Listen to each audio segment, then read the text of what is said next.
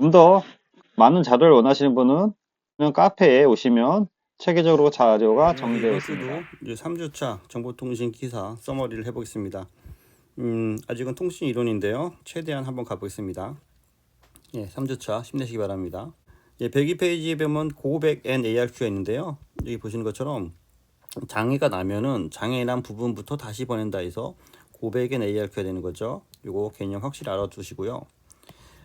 스탑 앤 웨이트 ARQ에서 좀 더 발전된 게 고백 앤 ARQ죠. 그래서 이제 스탑 앤 웨이트 ARQ는 이제 하나씩 보내는 거고, 여기는 이제 n개씩 보내는 거고, 그 다음에 이제 셀렉티브 ARQ는 고장난 부분만 다시 나크를 보내서 그 부분만 다시 보내기 때문에 좀 더 효율적으로 보낸다. 그래서 고백엔 셀렉티브 ARQ 또는 셀렉티브 리피트 ARQ라고 합니다. 네, 109페이지 보면은 그 왜곡, 간섭, 누화 등에 대해서 정의가 되어 있는데요. 일단 잡음은 보내려는 신호에 이유의 신호가 들어가는 거고요. 누아는 크로스톡이라고 그래서 섞인다는 거죠. 그래서 인접 신호, 우리 그 전화기에서 나온 건데요. 전화기에서 송신과 수신에 같은 그 전화 라인 안에 송수신이 있으면은 그 송수신에서 서로 다른 그 신호 간에 영향을 미치는 게 이제 누아가 되겠습니다. 왜곡과 간섭을 구분할 수 있어야 되는 거고요. 왜곡은 전송 매체 특성에 따라서 형태나 파형이 바뀌는 거. 원래 보내려고 하는 신호에 그 이렇게 파형이 약간 변형되는 것을 왜곡이라고 하고요. 간섭은 간섭을 줄이기 위해 이제 펄스 성형을 한다고 하는데요. 이거는 원래 보내려고 하는 신호가 디지털의 이런 신호면은 얘를 펄스 성형, 마치 결혼하기 전에 사람 얼굴 성형하는 것처럼 이렇게 성형해서 보낸다는 거죠. 이렇게 해서 보내면은 이런 데서 이렇게 깎아지는 부분이 없기 때문에 좀 더 원활하게 통신된다라는 의미에서 쉐이핑이라고 합니다. 그래서 펄스 성형해서 보내는 거고요. 심벌 간의 간섭은 요 심벌 간에 서로 이렇게 영향을 미치는 그 간섭을 얘기하는 거죠. 그래서 통신 채널에서는 ISI 부호 간의 간섭을 최소화하고 점유 대폭을 제한하기 위해 사용하고 있고요. 펄스 성형 기법으로 변조나 심볼 성형 펄스 필터 사용해서 이걸 해결합니다. 109페이지 참조하시고요. 111페이지 기저대역 전송 방식에서 전송 보호 조건은 이거 매우 많이 나오는 거고요. 일단 기저대역 전송이라고 하면은 이건 베이스밴드라는 거를 이제 인지하셔야 되는 거고요. 베이스밴드는 디지털 신호다 라는 걸 인지하셔야 돼요. 그래서 이로 해서 직류 성분이 없어야 되고 동기부호가 0과 2를 구분할 수 있게 충분해야 되고 전송대역 폭은 최소 작아야 됩니다. 큰 게 아니고 작아야 됩니다. 주파수 성분은 아주 높은 주파수 성분을 제한해야 되고 너무 높으면 안 되고 만들기 쉽고 부열이 짧아야 되고 길면 속도가 줄어들기 때문에 되도록 짧아야 됩니다. 전송보 형태가 제한이 없어야 되고 잡음에 강하고 타이밍 정보가 포함되고 전송 대역 폭이 압축되어야 되고 전송 중 에러 검출 및 정정이 가능하고 전송 후에 코딩 양호하고 누아 및 IS 외국에 강해야 됩니다. 여기서 핵심적인 거는 앞서 말씀드린 것처럼 직류 성분이 없다, 전송 대역 폭이 작아야 된다. 이 두 가지는 꼭 키워드로 갖고 가시기 바랍니다. 헷갈릴 수 있는데요. AC가 아니고 DC, 직류 성분이 없는 거랑 전송 대역 폭은 최소한에서 작아야지 효율적으로 베이스밴드 신호를 보낼 수 있는 것이 되겠습니다. 그래서 베이스밴드 신호랑 브로드밴드를 개념적으로 정리한 거고요. 브로드밴드는 마치 여기 보면 다양한 신호들이 하나의 신호로 이렇게 나가는 것처럼 보이는 건데 이거는 주로 이제 아날로그 개념으로 이론에서는 접근하시고요. 브로드밴드 신호랑 베이스밴드 신호를 이제 비교한 거고요. 이렇게 이제 섞여가는 것 대비 이제 베이스밴드 신호는 이렇게 단일 신호만 가는 것처럼 이렇게 보이는 거죠. 약간 이론적인 개념으로 접근하시게 하셔야 될 것 같습니다. 그래서 베이스밴드는 디지털 신호로 전송하는 거고요. 브로드밴드는 변조를 통해서 장거리 전송을 하는데 ASK, FSK, QAM, PSK 등이 해당되는 거고 베이스밴드는 주로 라인 코딩 관계에 있는 AMI, CMI, 맨체스터 코딩 등이 해당됩니다. 그래서 우리가 라인 코딩을 유니폴라, 폴라, 바이폴라, 멀티레벨에서 멀티레벨은 또 다양한 게 있는데 그 중에서 2B 1Q 정도가 이제 시험에 나오는 거고요. 기본적으로 단극 신호는 넌 리턴 제로다. 그래서 보시는 것처럼 1일 때만 파형이 있고 0일 때는 파형이 없어서 현실적으로 안 쓰이는 거죠. 그래서 그냥 넌 리턴 제로. 복극은 넌 리턴 제로에서 0은 예를 들어서 마이너스면 1은 플러스, 0은 마이너스면 1은 플러스에서 이렇게 정리해서 간다는 거죠. 또 이거 반대로도 쓸 수 있겠죠. 예를 들어서 0이 플러스면 1이 마이너스 되는 거죠. 런 리턴대로 그 레벨이 되는 거고, 런 리턴대로 i는 인버스입니다. 인버스에서 1에서 반전이 일어난다. 그래서 0일 때는 마이너스면 예를 들어서 1일 때는 플러스가 되는 거고, 0일 땐 그대로 가서 1일 때 다시 반전되는 거고, 0일 땐 그대로 유지되면서 1일 때 반전되는 거. 그래서 이거를 i가 인버트 시킨다, 반전시킨다 해서 NRZ i로 이해하시기 바랍니다. 예, 라인 코딩에서 이런 문제가 계속 나오고 있고요. 단극의 리턴 제로는 1일 때 이렇게 1에서 올라갔다 내려온다. 0일 때는 그대로 0을 유지하고 1일 때는 이렇게 올라갔다 내려온 거 리턴 제로. 복극은 둘 다 리턴 제로를 하는데 1과 0이 플러스와 마이너스를 나타내는 그런 형태가 되겠습니다. 그래서 1일 때 플러스 0일 때 마이너스에서 리턴 제로 얘기하는 거고요. 맨체스터 코딩은 예를 들어서 여기 왼쪽에 보시는 것처럼 1일 때 예를 들어서 요런 표시면은 0일 때 이런 표시다. 이게 뭐 반대가 될 수도 있어요. 예를 들어서 이제 여기서는 그 1일 때 이 형식이고 0일 때 이 형식인데, 이걸 거꾸로 0일 때 이런 형식이고 1일 때 이런 형식으로 해서 서로 반대가 될 수 있는데, 요 예에서는 1일 때는 이렇게 내려와서 올라가는 거, 0일 때는 이렇게 밑으로 내려와서 다시 위로 올라가는 거. 차등 맨체스터 신호는 맨체스터와 같은 형체이나 1은 이전 상태를 유지하고 0은 이전 상태에서 반전되는 거, 1은 이전 상태를 이렇게 유지하고 0은 반전되는 거, 1은 유지하면서 0은 반전되는 거에서 요 신호랑 요 신호를 갖고 하는 건데요. 이런 것들은 대부분 DC의 직류 성분을 최소화하기 위해서 사용하는 부분이라고 할 수 있겠습니다. 그래서 앞서 제가 그 신호 조건에서 여기 보면 직류 성분을 없애야 된다 해서 기저대역 정성에 대해서는 이렇게 직류 성분을 최소화해 보내야 되는 거고요. 이렇게 단극이나 복극 이런 데에는 이렇게 DC 성분들이 이렇게 포함되어 있기 때문에 좀 안 좋은 성분이라고 될 수 있어요. 그래서 이런 거를 개선하기 위해서 리턴 제로라든지 복극의 리턴 제로 등이 나온 거고, 맨체스터나 이런 거는 렌에서 사용하고 있습니다. 최대한 그 DC 성분이 없는 것처럼 보이는 거죠. 네, 그 다음에 PSK에서 우리가 BPSK를 PSK랑 같은 말인 거고요. 바이너리니까 QPSK는 M이 4고 MPSK는 M이 2보다 큰 겁니다. 그래서 우리가 그 샤론의 공식에서 2는 2b의 로그 2에 m이 있었지 않습니까? 이 m의 이 진수값에 대해서 이걸 같이 이어서 생각해서 푸셔야 됩니다. 데이터 레이트는 초당 BPS를 얘기하는 거고요. 보드 레이트는 초당 단위 신호, 보드는 보드에서 다시 보겠습니다. 변조는 음성 신호와 같이 저주파 신호를 무선이나 유선으로 장거리 건송할 때 그 신호를 옮기는 과정이라고 할 수 있겠습니다. 변조는 크게 아날로그 캐리어랑 디지털 캐리어가 있고요.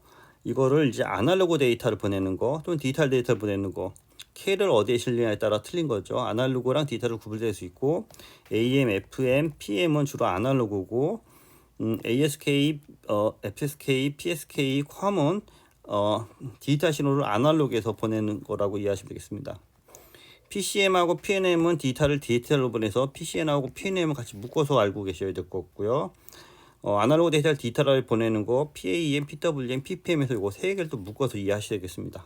시험에 자주 나옵니다. 아주 중요합니다. 디지털에서 아날로그 변환하는 거 ASK, FSK, PSK에서 이런 식으로 변환하고, 이 밑에 802.15.4에 메가고 연관되어 있다. BPSK는 주로 1비트로 해서, 자, BPSK는 0 아니면 1이잖아요. 그래서 1비트로 해서 0이냐 1을 표시하는 거고요. QPSK는 2비트로 하면 2의 2승에서 4가지가 있는 거잖아요. 그래서 하나, 둘, 셋, 넷, 여기가 뭐 i고 여기가 풀면 해서 BPSK는 2비트로 해서 4가지를 이렇게 표현할 수 있는 거고요.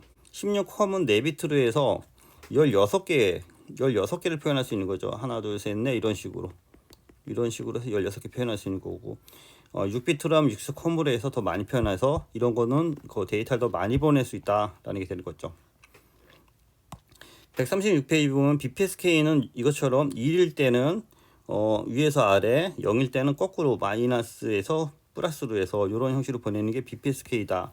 마치 형상돼서 봤을 때는 위상이 이렇게 변하는 것처럼 보이는 거다. QPSK는 2비트로 해서 이런 식으로 해서 BPSK보다 신호가 더 길죠. 00, 01, 10, 11에서 다양한 신호를 표현하려고 하다 보면 BPSK보다 2배의 어떻게 보면 더 주기가 더 필요한 거죠. 그래서 이게 4개로 표현할 수 있는 거고, 쿼함은 간혹 주관식으로 나오는데 ASK랑 PSK를 합친 거죠. 그래서 크기가 틀린 게 있고, 위상이 변하는 게 있고, 그래서 우리가 성상도로 봤을 때는 이런 식으로 표현이 됩니다. 그래서 반성파의 진포가 위상을 동시에 변조해서 변하는 방식으로 위상과 크기를 함께 변화시키는 방식이 되겠습니다. 누아에서 얘기되는 건데요. NEXT랑 FEXT가 있고요. 니어 앤드 크로스토콜에서 NEXT라고 하고, 전송에서 유대한 전류가 신호 전류의 진행 방향과 반대 방향으로, 그러니까 수신단 쪽으로 전파되는 크로스톡을 얘기합니다. 그래서 얘를 이제 송신과 수신이 있으면 이 송신단으로 다시 전파되는 거. FEXT는 파잖아요. 알파 멀리 있으니까 신호가 그 선로의 신호의 같은 방향으로, 이 방향으로서 유기되는 거. 그래서 이걸 이제 FEXT라고 한다. 148페이지 보면 정적 왜곡과 동적 왜곡이 있는데 이것도 시험에 자주 나옵니다.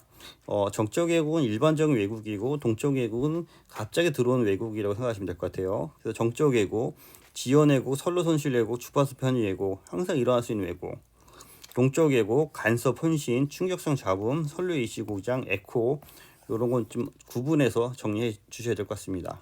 다음에 지터와 원더가 있고요. 지터는 진폭과 주파수 간의 진폭과 주파수를 갖는 10Hz 이상, 10Hz 이상의 단기적인 변화. 원더는 10Hz 미만의 단기적인 변화가 되겠습니다. 그래서 지터를 이런 식으로 이렇게 파형이 가면은, 파형이 예를 들어서 같은 시간대에서 조금씩 늘어질 수 있거든요. 요 조금씩 변화되는 부분은 차이를 표현하는 게 지터라고 볼 수 있는데, 그것에 대해서 10Hz 이상이냐 10Hz 미만이냐로 해서 지터와 원더를 구분하는 게 되겠습니다. SNR 시그널 노이즈 레이츠는 말 그대로 SNR이 그대로 신호대 평균에서 10로그의 이 평균 전력과 평균 잡음이 위아래로 오는 거고요. 얘를 로그 함수 풀면은 S-N으로 해서 우리가 그 dB 값으로도 이렇게 풀 수 있겠습니다. 10로그로 우리가 정리가 되고요. 얘를 그 전압으로 하면 P는 R분의 V의 제곱이잖아요. R분의 V의 제곱에서 P하고 V는 제곱의 비례이기 때문에 이 2가 이 20으로 앞으로 오는 거 꼭 이해하시기 바라고요. 좀 더 부연 설명드리면, 인터넷에서 그 따갖고 하는데요. 여기 P와의 관계, P는 R분의 V 제곱, P는 IV죠. 그래서 여기로 P랑 V랑 비례한다고 보시지 마시고 R분의 V 제곱에서 왔기 때문에 이제 제곱에 20이 나오는 거고요. 또는 V는 IR을 넣으면 I 제곱 R이 되는 거고, 얘를 I로 푼 경우, 얘를 R로 푼 경우, 얘를 V로 푼 경우, 기본적으로 하나만 하면은 다 풀릴 수 있기 때문에 이런 것들을 꼭 숙지하시기 바랍니다. 이런 거는 이제 기본적인 걸 묻고 혹시 산업기사에서도 나올 수 있기 때문에 얘를 기본으로 해서 한 번 더 숙지하시기 바랍니다. 예, 그 다음에 우리가 그 에러 체크하는 부분에 대해서 전체적으로 B야, 비트에러 레이트는 전체 전송된 것 중에서 잘못된 비트 수, 이거 같은 경우에는 이제 두 군데가 전송이 0과 1이 잘못돼서 전체 10개 중에서 2개가 잘못돼서 여기 보면은 0.2다. 그래서 퍼센티도 우리가 하면은 20%, 예, 곱하기 100을 해주면 20%가 되겠네요. 그래서 에러율이 되게 높은 거죠. dB는 10로그의 10가의 관계고, 얘를 아까 말씀드린 것처럼 로그를 우리가 풀어주면은 이렇게 마이너스가 되는 거고, 그래서 얘를 dB로 해주면은 바로 마이너스로 풀어주면 된다. 그래서 dB와 로그의 관계 0dB, 3dB, 6dB, 40dB까지 있는데, 0dB는 여기 보시는 것처럼 10로그 10의 1이기 때문에 1은 0이기 때문에 0dB. 3dB는 10로그 10의 2를 얘기하기 때문에 로그 2는 0.3010이기 때문에 3dB. 그래서 두 배의 관계다라는 거는 로그 10에 예를 들어서 1분의 2가 해서 요게 두 배의 관계다. 2와 1 대비 두 배의 관계다. 4배 관계도 여기 로그 2에 1분의 4가 돼서 이게 4배의 관계다. 그런 식으로 해서 이 배수는 이 분수에서 나왔음을 인지하시고요. 그래서 우리가 13dB 같은 경우에는, 그래서 로그 10에 2에 플러스 로그 10에 10으로 해서 요거는 10dB가 되고 이거는 3dB가 돼서 합치면 13dB다. 해서 20배의 관계다라는 거를 이렇게 볼 수 있겠습니다. 요거는 한번 읽어 보시고 이해를 하셔야 됩니다. 네, 170페이지에 우리가 어랑이란 개념이 나오는데요. 어랑은 1회선을 1시간 동안 점유하는 트래픽 양으로서 100 컷 세컨드라고 합니다. 또는 CCS라고도 표시하고 100초라고 하죠.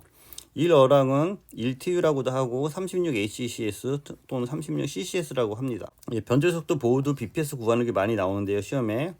변조속도 보호도는 여기 보시는 것처럼 로그 2분의 BPS가 되는데, 요 밑에 걸 외우세요. 헷갈리니까. BPS는 보드 곱하기 변주 변화수에서 보드의 로그 2의 M, 보드 로그트 M, BPS 요걸 외우셔서 푸셔야 됩니다. 요런 유사 문제가 많이 나오기 때문에 이 공식을 꼭 외우셔야 됩니다. 예, 그 다음에 182페이지 밴, 협의의 밴, 통신 처리 계층, 네트워크 계층, 기본 계층, 광의의 밴은 정보 처리 계층까지 해서 정보 처리 기사까지 합쳐서 광의로 한다라는 식으로 개념을 외우시고요. 협의의 밴 정보통신 기반의 통신 네트워크 기본 통신으로 정리하시기 바랍니다. 186페이지 이것도 시험이 많이 나오는데요. 자, 이걸 외우셔야 돼요. 보면은 회선 교환 방식이 있고 축적 교환 방식이 있고, 저는 이거를 PM은 TS 샴푸를 쓴다 그렇게 외웠어요.